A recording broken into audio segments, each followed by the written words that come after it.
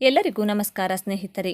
ರೈತರ ಕೈಯಲ್ಲಿ ಹಣ ತುಂಬುವ ಸಂತಸದ ಸುದ್ದಿ. ಪಿಎಂ ಕಿಸಾನ್ ಯೋಜನೆಯ 18ನೇ ಕಂತು ಬಿಡುಗಡೆಯಾಗಿದ್ದು, ರೈತರಿಗೆ 2,000 ರೂಪಾಯಿಗಳನ್ನು ನೇರವಾಗಿ ಬ್ಯಾಂಕ್ ಖಾತೆಗೆ ಶೀಘ್ರದಲ್ಲಿ ಜಮಾ ಮಾಡಲಾಗುವುದು. ಈ ಹಣವು ರೈತರು ತಮ್ಮ ಕೃಷಿ ಚಟುವಟಿಕೆಗಳಿಗೆ ಬಳಸಿಕೊಳ್ಳಲು ಸಹಾಯ ಮಾಡುತ್ತದೆ ಮತ್ತು ಅವರ ಜೀವನ ಮಟ್ಟವನ್ನು ಸುಧಾರಿಸುತ್ತದೆ. ಪ್ರಧಾನಮಂತ್ರಿ ಕಿಸಾನ್ ಸಮ್ಮಾನ್ ನಿಧಿ ಯೋಜನೆ ಭಾರತ ಸರ್ಕಾರದ ಅತ್ಯಂತ ಮುಖ್ಯ ಯೋಜನೆಗಳಲ್ಲಿ ಒಂದು. 2019ರಲ್ಲಿ ಆರಂಭವಾದ ಈ ಯೋಜನೆಯು ದೇಶದ 12 ಕೋಟಿಗೂ ಹೆಚ್ಚು ಪುಟ್ಟ ಮತ್ತು ಸಣ್ಣ ರೈತ ಕುಟುಂಬಗಳಿಗೆ ಆರ್ಥಿಕ ಸಹಾಯವನ್ನು ನೀಡುವುದರ ಮೂಲಕ ಅವರ ಕೃಷಿ ಚಟುವಟಿಕೆಗಳನ್ನು ಸುಧಾರಿಸಲು ಸಹಾಯ ಮಾಡುತ್ತಿದೆ. ಯೋಜನೆಯ ಪ್ರಮುಖ ಅಂಶವೆಂದರೆ ಅರ್ಹ ರೈತರಿಗೆ ವಾರ್ಷಿಕ 6,000 ರೂಪಾಯಿ ಆರ್ಥಿಕ ನೆರವು ತಲಾ 3 ಸಮಾನ ಕಂತುಗಳಲ್ಲಿ ನೀಡಲಾಗುತ್ತದೆ. ಈ ಯೋಜನೆಯ 18ನೇ ಕಂತು ಅಡಿಯಲ್ಲಿ ರೈತರು ಇನ್ನೂ 2,000 ರೂಪಾಯಿ ಮೊತ್ತವನ್ನು ಶೀಘ್ರದಲ್ಲೇ ತಮ್ಮ ಬ್ಯಾಂಕ್ ಖಾತೆಗಳಲ್ಲಿ ಸ್ವೀಕರಿಸುವ ನಿರೀಕ್ಷೆಯಲ್ಲಿದ್ದಾರೆ. 18ನೇ ಕಂತಿನ ವೈಶಿಷ್ಟ್ಯಗಳು. ಪ್ರಧಾನಮಂತ್ರಿ ಕಿಸಾನ್ ಸಮ್ಮಾನ್ ನಿಧಿ ಯೋಜನೆ ಅಡಿಯಲ್ಲಿ ಪ್ರತಿಯೊಬ್ಬ ಅರ್ಹ ರೈತ ಕುಟುಂಬವು ವರ್ಷಕ್ಕೆ 6,000 ರೂಪಾಯಿ ಆರ್ಥಿಕ ನೆರವನ್ನು 3 ಸಮಾನ ಕಂತುಗಳಲ್ಲಿ ಪಡೆಯುತ್ತದೆ. ಜೂನ್ 2024ರಲ್ಲಿ 17ನೇ ಕಂತನ್ನು ಜಮಾ ಮಾಡಲಾಗಿದ್ದು, ಇದೀಗ ರೈತರು 18ನೇ ಕಂತಿನ ಹಣವನ್ನು ಪಡೆಯಲು ಕಾಯುತ್ತಿದ್ದಾರೆ.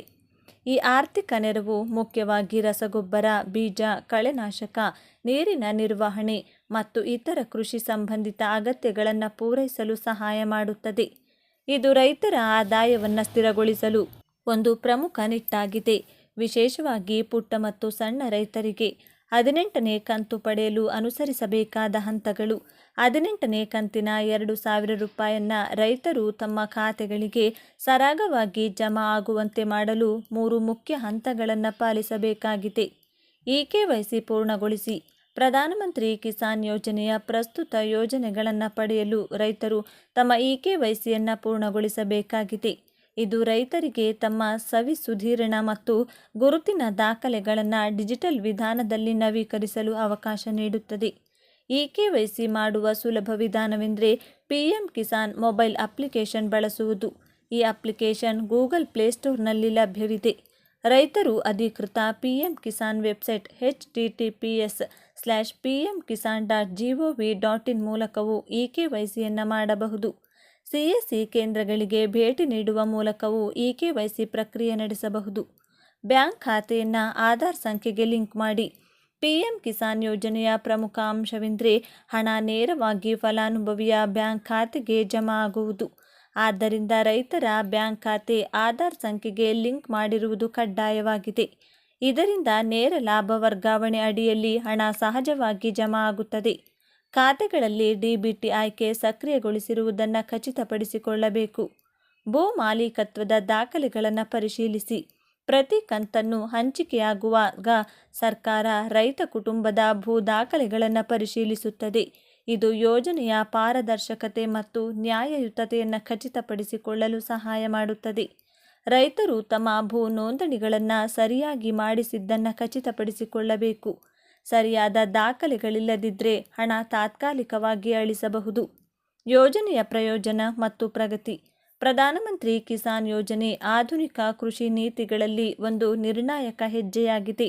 18ನೇ ಕಂತಿನ ಹಣ ರೈತರಿಗೆ ಒಂದು ನಿರೀಕ್ಷೆಯ ಸಹಾಯವಾಗಿದ್ದು, ಹೊಸ ಬೆಳೆಗೆ ತಯಾರಿ ನಡೆಸಲು ನೆರವಾಗುತ್ತದೆ. ಈ ಯೋಜನೆಯು ರೈತರ ಆದಾಯವನ್ನಷ್ಟೇ ಹೆಚ್ಚಿಸುತ್ತಿಲ್ಲ, ರೈತರ ಮತ್ತು ಸರ್ಕಾರದ ನಡುವಿನ ಸಂಪರ್ಕವನ್ನು ಸುಧಾರಿಸುವ ನಿಟ್ಟಾಗಿಯೂ ಕೆಲಸ ಮಾಡುತ್ತಿದೆ. ಯೋಜನೆಯ ಲಾಭದಾರರ ಪಟ್ಟಿಯನ್ನು ಪರಿಶೀಲಿಸಲು ಕ್ರಮಗಳು. ರೈತರು ತಮ್ಮ ಲಾಭದಾರ ಸ್ಥಾನವನ್ನು ಪರಿಶೀಲಿಸಲು ಪಿಎಂ ಕಿಸಾನ್ ಅಧಿಕೃತ ವೆಬ್ಸೈಟ್ಗೆ ಭೇಟಿ ನೀಡಬೇಕು. https://pmkisan.gov.in ಭೇಟಿ ನೀಡಿ. ಕಿಸಾನ್ ಕಾರ್ನರ್ ವಿಭಾಗವನ್ನು ಆಯ್ಕೆ ಮಾಡಿ. ಕೊಡುಗೆ ಪಟ್ಟಿಯನ್ನು ಪ್ರವೇಶಿಸಿ. ನಿಮ್ಮ ರಾಜ್ಯ, ಜಿಲ್ಲೆ, ತಹಸೀಲ್ ಮತ್ತು ಗ್ರಾಮದ ವಿವರಗಳನ್ನು ನಮೂದಿಸಿ. ಗೆಟ್ ರಿಪೋರ್ಟ್ ಕ್ಲಿಕ್ ಮಾಡಿ. ಪಿಎಂ ಕಿಸಾನ್ ಯೋಜನೆಯು ಕೇಂದ್ರ ಸರ್ಕಾರದ 100% ಆರ್ಥಿಕ ಸಹಾಯದಲ್ಲಿ ಮುನ್ನಡೆಸಲಾಗುತ್ತಿದ್ದು, ಇದು ರೈತರಿಗೆ ಯಾವುದೇ ಶುಲ್ಕವಿಲ್ಲದೆ ನೀಡಲಾಗುತ್ತದೆ. ಸರ್ಕಾರದಿಂದ ಹಲವು ಯೋಜನೆಗಳು ಜಾರಿಯಾಗುತ್ತಿವೆ. ಅದರಲ್ಲೂ ರಾಜ್ಯ ಸರ್ಕಾರದ 5 ಗ್ಯಾರಂಟಿ ಯೋಜನೆಗಳು ಜಾರಿಯಾದ ನಂತರ ಆಧಾರ್ ಕಾರ್ಡ್, ರೇಷನ್ ಕಾರ್ಡ್ ಹೀಗೆ ಹಲವು ಗುರುತಿನ ಚೀಟಿಗಳನ್ನು ಮಾಡಿಸಿಕೊಳ್ಳಲು ಜನ ಮುಗಿಬಿದ್ದಿದ್ದರು. ಅದರಲ್ಲೂ ಹಲವು ಯೋಜನೆಗಳಿಗೆ ರೇಷನ್ ಕಾರ್ಡ್ ಬಹಳ ಮುಖ್ಯವಾಗಿ ಬೇಕಾಗುತ್ತದೆ. ಆದ್ದರಿಂದ ಜನರು ಅಡ್ಡದಾರಿಯಲ್ಲಿ ರೇಷನ್ ಕಾರ್ಡ್ ಮಾಡಿಸಿಕೊಳ್ಳುವ ಅನಿವಾರ್ಯತೆಗೆ ಮುಂದಾಗಿದ್ದಾರೆ. ಬಡತನ ರೇಖೆಗಿಂತ ಕೆಳಗಿರುವವರಿಗೆ ಆಹಾರ ಇಲಾಖೆಯು ಬಿಪಿಎಲ್ ಕಾರ್ಡನ್ನು ನೀಡುತ್ತದೆ. ಆದರೆ ಇತ್ತೀಚೆಗೆ ಆರ್ಥಿಕವಾಗಿ ಸದೃಢರಾಗಿರುವ ಎಷ್ಟೋ ಮಂದಿ ಸುಳ್ಳು ದಾಖಲೆಯನ್ನು ನೀಡಿ ಪಡಿತರ ಚೀಟಿಯನ್ನು ಪಡೆದುಕೊಂಡಿದ್ದಾರೆ. ಅಂತರವನ್ನು ಪತ್ತೆ ಮಾಡಲು ಆಹಾರ ಇಲಾಖೆಯು ಅಧಿಕಾರಿಗಳಿಗೆ ಸೂಚನೆ ನೀಡಲಾಗಿತ್ತು. ಆಹಾರ ಇಲಾಖೆಯು 10 ಲಕ್ಷ ಅಕ್ರಮ ರೇಷನ್ ಕಾರ್ಡ್ಗಳನ್ನು ಪತ್ತೆ ಮಾಡಿದೆ. ಯಾರೆಲ್ಲ ಅನರ್ಹರ ಪಟ್ಟಿಗೆ ಸೇರಿಕೊಂಡಿದ್ದಾರೆ, ಇವರಿಗೆ ಎಷ್ಟು ದಂಡ ವಿಧಿಸಲಾಗುತ್ತದೆ, ಅನರ್ಹರ ಪಟ್ಟಿಯಲ್ಲಿ ಹೆಸರನ್ನು ನೋಡುವುದು ಹೇಗೆ ಎಂಬ ಸಂಪೂರ್ಣ ಮಾಹಿತಿಯನ್ನು ತಿಳಿದುಕೊಳ್ಳೋಣ ಬನ್ನಿ. ರಾಜ್ಯ ಸರ್ಕಾರ ಅಕ್ರಮ ಬಿಪಿಎಲ್ ಕಾರ್ಡ್ಗಳ ಪತ್ತೆಗೆ ನಿರ್ದೇಶನ ನೀಡಿದ್ದ ಹಿನ್ನೆಲೆಯಲ್ಲಿ ಆಹಾರ, ನಾಗರಿಕ ಸರಬರಾಜು ಮತ್ತು ಗ್ರಾಹಕರ ವ್ಯವಹಾರ ಇಲಾಖೆ ಅಧಿಕಾರಿಗಳು ಪತ್ತೆ ಕಾರ್ಯ ಕೈಗೊಂಡಿದ್ದರು. ಇನ್ನು ರಾಜ್ಯದಲ್ಲಿ 10,97,621 ಅಕ್ರಮ ಬಿಪಿಎಲ್ ಕಾರ್ಡ್ ಪತ್ತೆಯಾಗಿದ್ದು, ಈ ಪೈಕಿ 98,431 ಮಂದಿ ಆದಾಯ ತೆರಿಗೆ ಪಾವತಿದಾರರಾಗಿದ್ದಾರೆ. 10,04,716 ಮಂದಿ 1.20 ಲಕ್ಷ ರೂಪಾಯಿಗೂ ಅಧಿಕ ಆದಾಯ ಹೊಂದಿರುವವರು, 4,036 ಸರ್ಕಾರಿ ನೌಕರರು ಕೂಡ ಬಿಪಿಎಲ್ ಕಾರ್ಡ್ ಪಡೆದುಕೊಂಡಿರುವುದು ಗೊತ್ತಾಗಿದೆ. ಯಾರೆಲ್ಲ ಬಿಪಿಎಲ್ ರೇಷನ್ ಕಾರ್ಡ್ ಪಡೆದುಕೊಳ್ಳಲು ಅರ್ಹರಲ್ಲ? ಸರ್ಕಾರ ನೀಡಿರುವ ನಿಯಮಗಳ ಪ್ರಕಾರ ಕುಟುಂಬ ಸದಸ್ಯರು ಸರ್ಕಾರಿ ಅಥವಾ ಅರೆ ಸರ್ಕಾರಿ ನೌಕರರಾಗಿದ್ದಲ್ಲಿ, ಆದಾಯ ತೆರಿಗೆ ಪಾವತಿದಾರರಾಗಿದ್ದಲ್ಲಿ, 4 ಚಕ್ರದ ಬಿಳಿ ಬೋರ್ಡ್ ವಾಹನ ಹೊಂದಿದವರು, ಒಂದೇ ಮನೆಯಲ್ಲಿ ವಾಸವಿದ್ದು ಒಂದಕ್ಕಿಂತ ಹೆಚ್ಚು ಪಡಿತರ ಚೀಟಿ ಹೊಂದಿದ್ದರೆ, 7.5 ಎಕರೆಗಿಂತ ಹೆಚ್ಚಿನ ಡಿ ವರ್ಗದ ಅಥವಾ ತತ್ಸಮಾನ ಭೂಮಿಯನ್ನು ಹೊಂದಿದ್ರೆ, ವಾರ್ಷಿಕ 1.20 ಲಕ್ಷ ರೂಪಾಯಿಗಿಂತ ಹೆಚ್ಚು ಆದಾಯ ಹೊಂದಿದವರು, ನಗರ ಪ್ರದೇಶದಲ್ಲಿ 1,000 ಚದರ ಅಡಿಗಿಂತ ಹೆಚ್ಚು ವಿಸ್ತೀರ್ಣದ ಪಕ್ಕಾ ಮನೆ ಹೊಂದಿರುವ ಕುಟುಂಬ ಬಿಪಿಎಲ್ ಕಾರ್ಡ್ ಪಡೆಯಲು ಅವಕಾಶವಿರುವುದಿಲ್ಲ.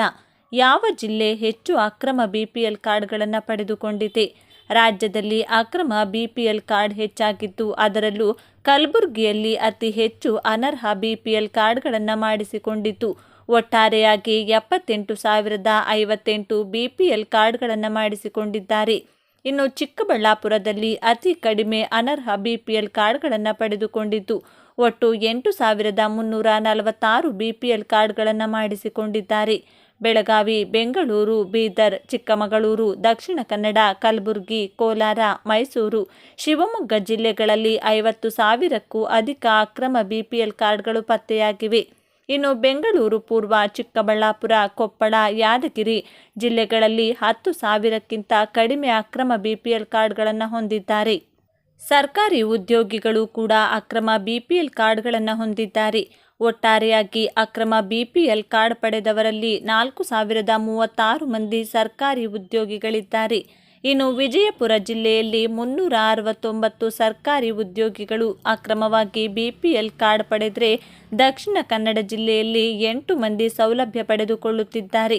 ಬಾಗಲಕೋಟೆ, ಬೆಳಗಾವಿ, ಬೆಂಗಳೂರು, ಕಲಬುರಗಿ, ರಾಯಚೂರು, ತುಮಕೂರು, ವಿಜಯಪುರ, ಯಾದಗಿರಿ ಜಿಲ್ಲೆಗಳಲ್ಲಿ ಒಂದೊಂದು ಜಿಲ್ಲೆಯಲ್ಲೂ 150ಕ್ಕೂ ಅಧಿಕ ಸರ್ಕಾರಿ ಉದ್ಯೋಗಿಗಳು ಅಕ್ರಮವಾಗಿ ಬಿಪಿಎಲ್ ಕಾರ್ಡ್ ಪಡೆದಿದ್ದಾರೆ. ಐಷಾರಾಮಿ ಕಾರುಗಳನ್ನು ಹೊಂದಿರುವವರು ಕೂಡ ಬಿಪಿಎಲ್ ಕಾರ್ಡ್ ಹೊಂದಿದ್ದಾರೆ. Swift, Ritz Baleno, Eeco, Renault, Celerio, Alto, WagonR, Tata Tiago, Eon, S Cross smart hybrid, Baleno Delta, Innova Crysta, Ignis Delta, Toyota Yaris, Brezza, Etios, Liva ಸೇರಿದಂತೆ ಐಷಾರಾಮಿ ಕಾರುಗಳನ್ನು ಹೊಂದಿರುವವರು ಕೂಡ ಸುಳ್ಳು ದಾಖಲೆ ನೀಡಿ ಬಿಪಿಎಲ್ ಕಾರ್ಡ್ ಪಡೆದಿರುವುದು ಪತ್ತೆಯಾಗಿದೆ. ಸರ್ಕಾರಿ ನೌಕರರು, ಆದಾಯ ತೆರಿಗೆ ಪಾವತಿಸುವವರು ಸೇರಿದಂತೆ ಸರ್ಕಾರದ ಹಲವು ಮಾನದಂಡಗಳನ್ನು ಉಲ್ಲಂಘಿಸಿ ಸುಳ್ಳು ದಾಖಲೆಯನ್ನು ನೀಡಿ ಅಕ್ರಮ ಬಿಪಿಎಲ್ ಕಾರ್ಡ್ಗಳನ್ನು ಪಡೆದುಕೊಂಡಿದ್ದಾರೆ. ಅಂಥವರನ್ನು ಪತ್ತೆ ಮಾಡಿ ದಂಡ ವಿಧಿಸಲು ಸರ್ಕಾರ ತೀರ್ಮಾನಿಸಿದೆ. ಒಟ್ಟಾರೆಯಾಗಿ ಅಕ್ರಮವಾಗಿ ಬಿಪಿಎಲ್ ರೇಷನ್ ಕಾರ್ಡ್ ಪಡೆದುಕೊಂಡ ದಿನಾಂಕದಿಂದ ಕೆಜಿಗೆ 34 ರೂಪಾಯಿಯಂತೆ ದಂಡ ವಿಧಿಸಲು ಇಲಾಖೆ ನಿರ್ದೇಶನ ನೀಡಿದೆ. ಒಟ್ಟಾರೆಯಾಗಿ 10 ಲಕ್ಷ ಅನರ್ಹ ಬಿಪಿಎಲ್ ಕಾರ್ಡ್ದಾರರಿಂದ ದಂಡ ವಸೂಲಿಗೆ ಮುಂದಾದ ರಾಜ್ಯ ಸರ್ಕಾರ ಅನರ್ಹ ಪಟ್ಟಿಯನ್ನು ಬಿಡುಗಡೆ ಮಾಡಿದೆ. ಅನರ್ಹರ ಪಟ್ಟಿಯಲ್ಲಿ ನಿಮ್ಮ ಹೆಸರನ್ನು ಚೆಕ್ ಮಾಡುವುದು ಹೇಗೆ? ಮೊದಲಿಗೆ ಕೆಳಗಿನ ಲಿಂಕ್ ಮೇಲೆ ಕ್ಲಿಕ್ ಮಾಡಬೇಕು. https:/ahara.kar.nic.in. ನಂತರ ಮುಖಪುಟದ ಎಡಭಾಗದಲ್ಲಿರುವ 3 ಗೆರೆಗಳ ಮೇಲೆ ಕ್ಲಿಕ್ ಮಾಡಿ. ಕೆಳಗಡೆ ಈ ರೇಷನ್ ಕಾರ್ಡ್ ಮೇಲೆ ಕ್ಲಿಕ್ ಮಾಡಿ. ನಂತರ ಶೋ ಕ್ಯಾನ್ಸಲ್ಡ್ ಅಥವಾ ಸಸ್ಪೆಂಡೆಡ್ ಲಿಸ್ಟ್ ಮೇಲೆ ಕ್ಲಿಕ್ ಮಾಡಿ. ಇದಾದ ಬಳಿಕ ನಿಮ್ಮ ಜಿಲ್ಲೆ, ತಾಲೂಕು, ಹುಟ್ಟಿದ ವರ್ಷ, ದಿನಾಂಕ ಸೆಲೆಕ್ಟ್ ಮಾಡಿ ಗೋ ಮೇಲೆ ಕ್ಲಿಕ್ ಮಾಡಿ. ನಂತರ ಅನರ್ಹರ ಪಟ್ಟಿ ಸಿಗುತ್ತದೆ. ಈ ಪಟ್ಟಿಯಲ್ಲಿರುವವರಿಗೆ ಅನ್ನಭಾಗ್ಯ ಹಾಗೂ ಗೃಹಲಕ್ಷ್ಮಿಯ ಹಣ ಸಿಗುವುದಿಲ್ಲ.